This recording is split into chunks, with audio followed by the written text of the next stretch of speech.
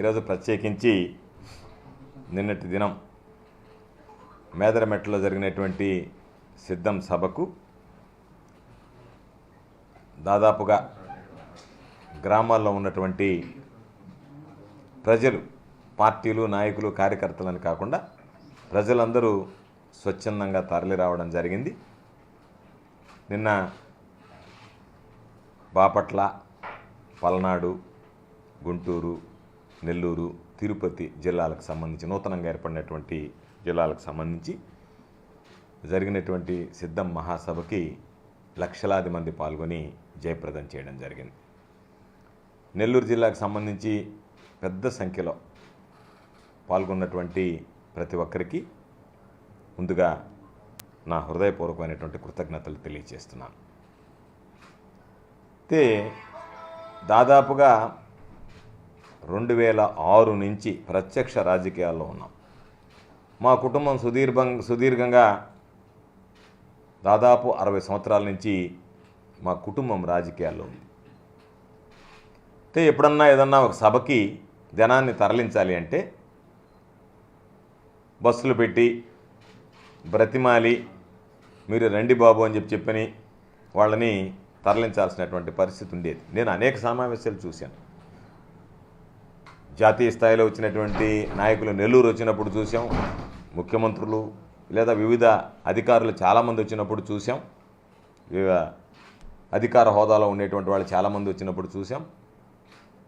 అయితే దాదాపుగా ఈరోజు మేదరమెట్ల అంటే నెల్లూరు జిల్లాకు సంబంధించి చాలా దూరం, 200 కిలోమీటర్లు దాదాపుగా కొన్ని నియోజకవర్గాలకి, తిరుపతి నియోజకవర్గానికి అయితే 300 పైచిలుకు కిలోమీటర్లు ఉండేటువంటి పరిస్థితి.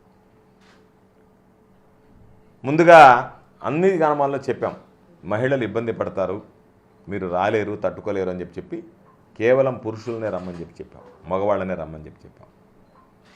అయితే ఎంత మేర వీలైతే అంత మేర రవాణా సౌకర్యాలు ఏర్పాటు చేస్తే, మాకు మీరు రవాణా సౌకర్యం ఏర్పాటు చేయలేదు జగన్మోహన్ రెడ్డి గారి సభకి తీసుకువెళ్ళడానికి అని చెప్పి మొట్టమొదటిసారిగా నా జీవితంలో అలకపోనడం అనేటువంటిది ప్రజలు చూడడం జరిగింది. ఇది ఎన్నడూ జరగలేదు. నాయకులు కానీ కార్యకర్తలు కానీ మనం ఇస్తాం దానికన్నా తక్కువ ఇస్తే ఆనందపడిపోయేవాళ్ళు. అబ్బా ఇంతమందిని తరలించాలని చెప్పి అనుకుంటున్నాం, ఇంకా తగ్గించి ఇచ్చారని చెప్పి మొట్టమొదటిసారి నా జీవితంలో ఇచ్చిన దానికన్నా మీరు ఇంకా మాకు ఎక్కువ ఇవ్వలేకపోయారని చెప్పి ఈరోజు ఉదయం కూడా పాపం కొంతమంది ఫోన్ చేసి బాధపడడం జరిగింది. మేము సిద్ధంగా ఉన్నాం, కొన్ని దగ్గరలో అయితే మీరు వెళ్ళలేరు, 200 కిలోమీటర్ల పైచిలుకు కష్టం అని చెప్తే, లేదు మేము కింద కూర్చొని వెళతాము అని చెప్పి బస్సులో కొంతమంది యువకులు నిలబడి వెళ్ళారు, కొంతమంది కింద కూర్చొని వెళ్ళారు. ఇంత స్పందన అనేటువంటిది నేను ఎన్నడూ చూడలేదు. ఇది ప్రతి ఒక్కరికి తెలిసినటువంటి విషయం, ఈరోజు ప్రతి ఒక్కరు చర్చించుకునేటువంటి విషయం. గ్రామాలలో బస్సు వెళ్ళిన వెంటనే చెప్పినటువంటి వాళ్ళు కాకుండా చెప్పనటువంటి వాళ్ళకి కూర్చొని బస్సులు నిండిపోయాయి. ఈ చెప్పినటువంటి వాళ్ళు పాపం ఎక్కలేకపోయారు, నిలబడిపోయారు, ఆగిపోయారు, నిలిచిపోయారు. అందరికీ చెప్పాం, వేల సంఖ్యలో బస్సులు బయలుదేరుతున్నాయి, వేల సంఖ్యలో కారులు బయలుదేరుతున్నాయి, వేల సంఖ్యలో టెంపోలు లాంటి ప్రైవేటు వాహనాలు బయలుదేరుతున్నాయి. మీరు ఇబ్బంది పడతారు అంటే ఏమీ ఇబ్బంది పడ్డా పర్వాలేదు, మేము రావాల్సిందేననేటువంటి ఒక దృఢ చిత్తంతో ఈరోజు తరలి వచ్చినటువంటి నేపథ్యం, ఎన్నడూ చూడనటువంటి పరిస్థితి. లక్షలాది మంది తరలి వచ్చి జగన్మోహన్ రెడ్డి గారికి ఆశీస్సులు అందించడం జరిగింది. ఇది నిజంగా ఆంధ్ర రాష్ట్రానికి సంబంధించినటువంటి ఇది ఒక చరిత్ర. అంతమంది ఒక దగ్గర గుమికూడడం, జనాన్ని ఒక్కసారి కింద ఉన్నటువంటి వాళ్ళకన్నా స్టేజ్ మీద ఉన్నటువంటి వాళ్ళని చూస్తే అసలు కళ్ళు తిరిగేటువంటి పరిస్థితి, ఒక అలలాగా జనసముద్రంలాగా ఎక్కడ చూసినా సరే. కాబట్టి అంత కష్ట నష్టాలకు వచ్చి ప్రజలు అంత పెద్ద ఎత్తున పాల్గొని జగన్మోహన్ రెడ్డి గారికి ఆశీస్సులు అందించడానికి తరలి వచ్చినందుకు ప్రతి ఒక్కరికి పేరు పేరున నా హృదయపూర్వకమైనటువంటి కృతజ్ఞతలు తెలియజేస్తున్నాను. అంటే ఎందుకు జనం ఇంతమందికి రావడానికి కారణం అంటే, 58 నెలలు జగన్మోహన్ రెడ్డి గారి ముఖ్యమంత్రిగా ప్రతి ఇంటికి సంక్షేమ ఫలాలను చేర్చగలిగాడు. కాబట్టి ప్రతి కుటుంబం ఈరోజు జగన్మోహన్ రెడ్డి గారి ద్వారా సంక్షేమ లబ్ధి మా ఇంటికి చేరింది అని చెప్పి గ్రహించారు. కాబట్టే ఆ ఇంట్లో ఉండేటువంటి వాళ్ళు తమ బాధ్యతగా జగన్మోహన్ రెడ్డి గారు ఏర్పాటు చేసినటువంటి సభకు వెళ్ళాలి, ఆయనకు మన ఆశీస్సులు అందించాలి, మనం మద్దతు పలకాలి, మన అందరం రేపు జరిగేటువంటి ఎన్నికలకు మేమందరం సిద్ధంగా ఉన్నాం అనేటువంటిది ఆయనకి తెలియజెప్పాలనేటువంటి లక్ష్యంతో ఈరోజు రావడం జరిగింది. అంటే పథకాలు నేరుగా ఇంటికి చేరాయి, మనం నేరుగా ఇంటి గడప దాటి బయటికి వెళ్ళి జగన్మోహన్ రెడ్డి గారికి మన ఆశీస్సులు అందించాలనేటువంటి ఒక అరుదైనటువంటి ఆలోచనతో వచ్చాయి. ప్రభుత్వం సొమ్ము ఇచ్చారు ఏముందనేటువంటిది కాకుండా, పార్టీలకు అతీతంగా, పార్టీలతో సంబంధం లేకుండా, ఏ పార్టీకి చెందనటువంటి వ్యక్తులు, కొంతమంది కరుడు కట్టినటువంటి తెలుగుదేశం పార్టీకి సంబంధించినటువంటి వ్యక్తులు, వీళ్ళందరూ కలిసి బస్సులు ఎక్కి తరలి వెళ్ళారంటే దాని అర్థం ప్రతి కుటుంబానికి ఈరోజు లబ్ధి చేకూరింది. కాబట్టి జగన్మోహన్ రెడ్డి గారు ప్రతి కార్యక్రమాన్ని ఇంటికి చేర్చాడు. కాబట్టి ఆ ఇంటిలో ఉన్నటువంటి కుటుంబాలు జగన్మోహన్ రెడ్డి గారికి ఆశీస్సులు అందించడానికి బయటకు వచ్చాయి. అయితే దురదృష్టం ఏంటంటే బ్రహ్మాండంగా సభ జరిగింది, జనం బ్రహ్మాండంగా హాజరయ్యారు. తెలుగుదేశం పార్టీకి సంబంధించినటువంటి చంద్రబాబు నాయుడికి కన్ను కుట్టింది. ఇది చంద్రబాబు నాయుడికి ఎప్పుడు పాపం గ్యాస్ట్రిక్ ట్రబుల్ ఉంది. ఏది జగన్మోహన్ రెడ్డి గారి సభ జరిగినా వెంటనే కడుపు మంట ప్రారంభమవుతుంది. దాన్ని ఆ మంటకు ఉపశమనం ఏంటంటే తనకున్నటువంటి అనుకూల మీడియా, దాంతోపాటు వాట్సప్, సోషల్ మీడియాలు, దాంతోపాటు ఇంకా రకరకాలైనటువంటి యూట్యూబ్ ఛానల్స్, వాటిని వీటిని పెట్టి రకరకాలుగా తిప్పి సాయంత్రానికి ఆ మందు ఏంటంటే సరిగ్గా జరగలేదనేటువంటిది రాయించి చూపించి పోస్టింగ్లు చేయించి సంతృప్తి పడి పొనుకొని నిద్రపోయేటువంటిది అలవాటు.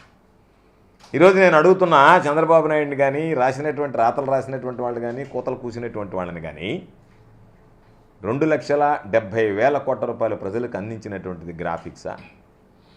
అంటే అమ్మఒడి పథకం ఇంటికి చేర్పించింది గ్రాఫిక్సా? రైతు భరోసా ప్రతి రైతుకు అందించింది గ్రాఫిక్సా? వైఎస్ఆర్ ఆసరా, వైఎస్ఆర్ చేయుత మహిళలకు అందించింది గ్రాఫిక్సా? రజకులు, న్యాయబ్రాహ్మణులు, టైలర్లకు 10,000 రూపాయలు అందించింది గ్రాఫిక్సా? జగనన్న విద్యా దీవెన, వసతి దీవెన విద్యార్థులకు అందించింది గ్రాఫిక్సా? ఇళ్ళు లేనటువంటి నిరుపేదలకు ఇళ్ల స్థలాలు ఇచ్చినటువంటిది గ్రాఫిక్సా? ఇళ్ల స్థలాలు ఇచ్చినటువంటి వాళ్ళకి ఇళ్ళు కట్టించి ఇవ్వడం కూడా గ్రాఫిక్సా?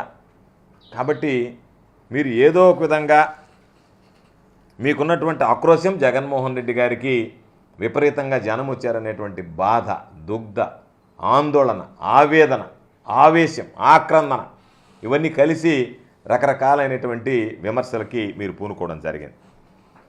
అసలు ఈ రాష్ట్రంలో గ్రాఫిక్స్ అనేటువంటి దానికి పేటెంట్ ఎవరికి ఉంది? ఎవరు దాన్ని ప్రమోట్ చేసింది? చంద్రబాబు ఏ స్థాయిలో దాన్ని ప్రమోట్ చేశాడు? రాజధాని నిర్మాణానికి సంబంధించి ఇంతవరకు రాజధాని పూర్తి చేయకుండానే రాజధాని అద్భుత కట్టడం ఏ విధంగా ఉంటుందనేటువంటి దాన్ని గ్రాఫిక్స్లో చూపించాడు. ఆ గ్రాఫిక్స్లో అద్భుతంగా రాజధానిని చూపించడానికి ఆ రాజధానికి సంబంధించినటువంటి నిర్మాణ నిపుణుల కమిటీలో ప్రముఖ దర్శకుడు అనేటువంటి రాజమౌళిని చేర్చాడు. రాజమౌళిని ఎందుకు చేర్చాడు? రాజమౌళి బాహుబలిలో బ్రహ్మాండంగా గ్రాఫిక్స్ చూపించాడు కాబట్టి, నువ్వు ఉన్నది లేనట్టుగా చూపించగలిగేటువంటి సినిమా చూపించగలిగాడు కాబట్టి, అదేవిధంగా నువ్వు కట్టినట్టుగా చూపించగలిగేటువంటి విధానాన్ని నువ్వు అవలంబిస్తే బాగుంటుంది, ప్రజలకు గ్రాఫిక్స్ చూపించాలని చెప్పి నీ బుద్ధి, నీకున్నటువంటి ఆలోచన, నీ సంకుచిత మనస్తత్వం చంద్రబాబుది గ్రాఫిక్స్లో చూపించుకొని మురిసిపోవడం, ప్రజలకు గ్రాఫిక్స్లో చూపించి ఆశ పెట్టి ఇదిగో ఈ ఆశలన్నీ తీర్చానని చెప్పి మాట్లాడడం. అటువంటి నీచమైనటువంటి మనస్తత్వం కలిగినటువంటి నువ్వు ప్రతి ఒక్కరూ నీలాగా వ్యవహరిస్తారు అనుకుంటే పొరపాటు కదా. దానికి ఏదో కింద గ్రీన్ మ్యాట్ ఉంది కాబట్టి దానికి సంబంధించినటువంటి గ్రాఫిక్స్ అని కళ్ళు పెట్టుకుని చూస్తే, అక్కడ ఉన్నటువంటి వాస్తవాన్ని గ్రహిస్తే ఏ పత్రిక ఎవ్వరూ కూడా దీనికి స్పందన లేదని కానీ, జనం రాలేదని కానీ, నోటి వెంట మాట రాలేనటువంటి పరిస్థితి. కాబట్టి దానిని జనం వచ్చారని చెప్పుకోవడానికి మీకు ఇష్టపడక, ఆ జనాన్ని చూపించడానికి మీకు మనసు రాక, మీరు ఏదో ఒక విధంగా దానికి సంబంధించి బురద చల్లాలని, ఏదో ఒక విధంగా అంటే జరిగినటువంటి కార్యక్రమాన్ని జరగలేదు అనేటువంటిది సృష్టించాలని మీరు చేసినటువంటి దుర్మార్గం అనేటువంటి ప్రయత్నం ఈరోజు వికటించలేదా? లక్షలాదిగా మందిగా వచ్చినటువంటి జనం ఈరోజు వరే మనం వెళ్ళి చూసామే, మనం చూసినటువంటిది వాస్తవం అయితే పత్రికలు ఈ విధంగా రాశాయంటే మీ పత్రికల క్రెడిబిలిటీ దెబ్బతినదా? చంద్రబాబు నాయుడు అనేటువంటి వాడికి ఎప్పుడూ విలువ లేదు. చంద్రబాబు నాయుడు అనేటువంటి వాడికి ఎప్పుడు విశ్వసనీయత లేదు. చంద్రబాబు నాయుడు నోటుకుండా నిజం వస్తే ఆశ్చర్యపడాలి, కానీ అబద్ధం వస్తే ఆశ్చర్యపడాల్సినటువంటి అవసరం లేదు. చంద్రబాబు నిద్రలేస్తే మాట్లాడేది, నోరు తెరిస్తే వచ్చేది అబద్ధాలే. నిజం రాదు, నిజం మాట్లాడడు. నిజం మాట్లాడకూడదు అనేటువంటిది ఆయనకున్నటువంటి ఒక ప్రధానమైనటువంటి ఆలోచన. ఆయన పాపం నిజం మాట్లాడితే ఆయనకు పాపం ఏదో పోగొట్టుకున్నటువంటి వాళ్ళ తయారవుతాడు. కాబట్టి అబద్ధాలు అనేటువంటిది చంద్రబాబు నాయుడికి అలవాటు, చంద్రబాబు నాయుడు బలం. చంద్రబాబు నాయుడు నిజం మాట్లాడితే బలహీన పడిపోతాడు, అబద్ధాలు చెప్పిన రోజులు బలంగా ఉంటాడు. అటువంటి పరిస్థితుల్లో ఈరోజు దాన్ని ఉన్నది లేనట్టుగా చూపించి రకరకాలైనటువంటి పరిస్థితులు చేశారు. నేను మిమ్మల్ని అడుగుతున్నా, 4 సభలు జరిగాయి. ఉత్తరాంధ్రలో సభ జరిగింది, సిద్ధం సభ. తర్వాత ఉత్తర కోస్తాలో సిద్ధం సభ జరిగింది, రాయలసీమలో సిద్ధం సభ జరిగింది. నిన్న 42 నియోజకవర్గాలతో జరిగినటువంటి దక్షిణ కోస్తాలో నిన్న సిద్ధం సభ జరిగింది. 4 సభలు దాదాపుగా 1.5 నెలల నుంచి ప్రజల్లో మమేకమై ప్రజల దగ్గరికి వెళ్ళి జగన్మోహన్ రెడ్డి గారు ఈ విధంగా సిద్ధం సభల ద్వారా తాను ఏమి చేశాడనేటువంటిది చెప్తున్నాడు, ఏమి చేయబోతున్నాం అనేటువంటి దాని మీద కూడా కాస్త స్పష్టత ఇవ్వడం జరిగింది. మేనిఫెస్టో ప్రకటించాల్సి ఉంది ఇంకా. అయినా నిన్న కూడా ఏమేమైతే ఖచ్చితంగా కొనసాగుతాయనేటువంటి దాని మీద కూడా జగన్మోహన్ రెడ్డి గారు స్పష్టతనిస్తూ చంద్రబాబు నాయుడు చేసేటువంటి మోసాలు, చంద్రబాబు నాయుడు చెప్పేటువంటి అబద్ధాలు, చంద్రబాబు నాయుడు ఏ విధంగా వంచనకు మరలా ఆంధ్ర రాష్ట్ర ప్రజల్ని గురి చేయడానికి చూస్తున్నాడు, ఓట్లు దండుకోవడానికి ఈరోజు దొంగచాటుగా లేనిపోయినటువంటి హామీలు ఇచ్చనేటువంటిది కూడా నిన్న జగన్మోహన్ రెడ్డి గారు బహిర్గతం చేయడం జరిగింది. ఒక పక్క జగన్మోహన్ రెడ్డి గారు సభలు పెట్టుకొని ప్రజల మధ్యకి వెళ్ళి ప్రజలతో మమేకం అవుతుంటే చంద్రబాబు ఎక్కడున్నాడు? చంద్రబాబు ఏం చేస్తున్నాడు? రా కదలిరా సమావేశం ఏర్పాటు చేశాడు కొన్ని దగ్గరలో. ఆ రా కదలిరా సమావేశాలు చూస్తే పాపం ఓన్లీ ఆ ఎల్లో మీడియాకి సంబంధించినటువంటి కొంతమంది ఛానల్స్ని పరిపిస్తున్నారు. ఎక్కడన్నా మీరు మాట్లాడేటప్పుడు జనాన్ని చూపించినటువంటి సందర్భం ఉందా? ఖాళీ కుర్చీలు లేరాడు జనం. ఎంతసేపటికి ఎవరున్నా లేకపోయినా మీడియాలో వస్తే చాలని చెప్పి 1 గంట చంద్రబాబు నాయుడు మైకేల్ జాక్సన్ లాగా మెడకను తగిలించుకొని వచ్చి దాని గురించి మాట్లాడిపోవడం తప్ప ఎక్కడన్నా ఎన్నడన్నా నేను జగన్మోహన్ రెడ్డి గారు మాట్లాడేటప్పుడు సభను చూపించారు, జనాన్ని చూపించారు, జనం యొక్క స్పందన చూపించారు. నువ్వు మాట్లాడేటప్పుడు జనాన్ని చూపించగలుగుతున్నారా అంటే జనం లేరు. రా కదలిరా నువ్వు పిలిస్తే రావు, నువ్వు పిలిస్తేనని చెప్పి నువ్వు వెళ్ళిపోమని చెప్పి నిన్ను తరిమి కొట్టడానికి సిద్ధమవుతున్నారు. వచ్చినటువంటి వాళ్ళు ఎవరు కూలీ జనం కూడా కాసేపు 10 నిమిషాలు వెళ్ళిపోతున్నారు. నీ ముఖం చూడడానికి జనం ఇష్టపడటం లేదు. నీ ముఖం అంటేనే జనానికి కాకుండా వచ్చేసింది. అందుకని చంద్రబాబు ఏం చేశాడు? ఇది ఎట్టా జనం వచ్చేటట్టు లేరనని జగన్మోహన్ రెడ్డి గారు ప్రజలను నమ్ముకున్నాడు. 4 సభలు ఈరోజు జగన్మోహన్ రెడ్డి గారు పూర్తి చేశాడు. మొత్తం మీద రాష్ట్రానికి సంబంధించి 4 భాగాలకు విభజించి. ఎందుకు? జనం ఒక్కసారిగా రాలేరు, వస్తే ఇబ్బందులు పడతారు. ఎందుకంటే నిన్న మనం చూసాం, ఒక సభ ఏర్పాటు చేస్తేనే ఈ 42 నియోజకవర్గాలకు సంబంధించి ఎన్ని రకాలైనటువంటి ఇబ్బందులు పడ్డారు. ఎక్కువ జాముకు వచ్చారు పాపం. ఎవరిలోనైనా చింతాకంత బాధ ఉందా అంటే ఎవడు బాధపడటం లేదు, గర్వంగా చెప్పుకుంటున్నారు. అసలు రాలేకపోయాము, ఆ జనాలు, ఆ రద్దీ, ఎక్కువ జాముకి చేరామని చెప్పి గర్వంగా చెప్పుకుంటున్నారు. అంటే మేము బాధలు పడొచ్చామా అనేటువంటి మాట మాట్లాడటం, మేము వెళ్ళాం, మాకు ఆ తృప్తి ఉందనేటువంటి విధంగా మాట్లాడుతున్నారు. కాబట్టి 4 దగ్గరలా సభలు పెట్టి ఆయన తిరుగుతుంటే నువ్వు ఎన్నికలకు ముందు 4 రోజులుగా ఢిల్లీలో మకాం వేసి మీరు బీజేపీతో మేము పొత్తు పెట్టుకోవడానికి సిద్ధంగా ఉన్నామని చెప్పి వాళ్ళ గడపల చుట్టూ తిరుగుతున్నాం. జగన్మోహన్ రెడ్డి గారు ప్రజల చుట్టూ తిరుగుతుంటే చంద్రబాబు నాయుడు పార్టీల చుట్టూ తిరుగుతున్నాడు. ముందేమో నువ్వు అన్నావు, ఒరే మన వల్ల కాదనుకున్నావు, రెండో వాడిని కలుపుకున్నావు పవన్ కళ్యాణ్ని. అతని దగ్గర ఏముంది పాపం? జనసేన జనసేన జనసేనాని అనని. జనం లేనటువంటి పార్టీకి సేనాని అతను. జనం జగన్మోహన్ రెడ్డి గారితో ఉంటే పార్టీకి మాత్రం జనసేనకి సేనాని తప్ప జనానికి సేనాని కాదు. అటువంటి వాడిని తెచ్చుకున్నావు. తర్వాత ఇద్దరికి అర్థమైపోయింది, అయ్యా మన ఇద్దరి వల్ల కాదు, మనం పోయి మోకరెళ్దామని చెప్పి నేరుగా పోయి బీజేపీతో మోకరెళ్ళారు. 3 అయ్యారు. 2014లో ఉన్నటువంటి వాళ్ళే కదా, కొత్త సంబంధం కొత్త కలయికేం కాదు కదా. మీరు 2014లో 3 కలిశారు. 2019 అంటే 5 సంవత్సరాలు వచ్చేటప్పటికి చంద్రబాబు నాయుడు నోటుకుండా అది ఇంగ్లీష్ కాదు ఢిల్లీలో చెప్పినటువంటి దాంట్లో ఒకసారి చూశా పాపం ఆ మీడియాలో. ఆ మీడియా వాడికి అనుమానం వచ్చింది. ప్రశ్న అడిగితే నువ్వు నన్ను అడుగుతున్నావా మోడీని అడుగుతున్నావు అని అడిగాడు అతను. హూ ఆర్ యూ అన్నాడు చంద్రబాబు ఒకటే మాట. You are talking about Modi అంటే ఎస్ అన్నాడు. అటువంటి అనర్ఘణమైనటువంటి ఇంగ్లీష్లో మోడీని విమర్శించినటువంటి వాడివి. మామూలు తెలుగులో కాకుండా నేనే అనుకున్నాడమ్మా వాడు ఎక్కడ చదువుకొని వచ్చాడు కానీ బ్రహ్మాండమైనటువంటి ఇంగ్లీష్ మాట్లాడుతున్నాడు చంద్రబాబు, వాయించి వదిలిపెట్టాడు ఢిల్లీ మీడియా అని చెప్పి. ఆ విధంగా నువ్వు ఢిల్లీలో అనర్ఘళంగా ఆంగ్ల ఉపన్యాసం ఇస్తువి, మోడీని రకరకాలుగా తిడుతీవి, మోడీ వ్యక్తిగత జీవితాన్ని గురించి మాట్లాడుతీవి. ఈరోజు అదే వ్యక్తితో పోయి మళ్ళీ నువ్వు ప్రత్యేక హోదా ఇవ్వలేదు, అది మోసం చేశాడు, ఇది మోసం చేశాడని ఏ నోటితో మాట్లాడావు, గోత్రాలు అంతమందిని చంపేశాడు, నరహంతకుడు మోడీ అని మాట్లాడినటువంటి నువ్వు ఈరోజు ఆయన చంకనాకడానికి ఢిల్లీకి వెళ్ళి చేరుకుంటువి. అక్కడ చేరి ఆయన చుట్టూ ప్రదక్షిణాలు చేస్తేవి, అమిత్ షా చుట్టూ ప్రదక్షిణాలు చేస్తేవి, నడ్డా గారి చుట్టూ ప్రదక్షిణాలు చేస్తేవి, బీజేపీ వాళ్ళందరినీ తీసుకుపోతేవి, పవన్ కళ్యాణ్ని జోడిస్తేవి. సీట్లు తక్కువైనా ఎక్కువైనా సరే పవన్ కళ్యాణ్ నేను తగ్గించుకుంటాను, నాకేం పర్వాలేదని చెప్పిన అతను మాట్లాడా. ఇదే పవన్ కళ్యాణ్ పాపం మొన్న చూశా, నేను కనుక జగన్మోహన్ రెడ్డి అనేటువంటి వాడిని కనుక తొక్కేకపోతే నేను పవన్ కళ్యాణ్ కదా, నేను అసలు పవన్ కళ్యాణ్ ఎవరు గుర్తించారు, ఎవరు అంటున్నారు? నువ్వు ఇంతమంది చెప్పావు కదా, లోకేష్ మా అమ్మని గురించి మాట్లాడాడు, నేను 2014లో మద్దతు ఇస్తే నా కోపం రాదా రాదా రాదా నా మైకును పట్టుకు ఓయమ్మ ఇటుకో సెగం పట్టిందాం అనుకున్నాను నేను. ఎట్టపోయింది ఆ సెగం? ఏమైపోయింది ఆ సెగం? ఎందుకని నువ్వు ఆ రోజు మాట్లాడేటువంటి వాడు మరలా 5 సంవత్సరాలు తిరిగేటప్పటికి మళ్ళా పోయి వాళ్ళతో చేరావు?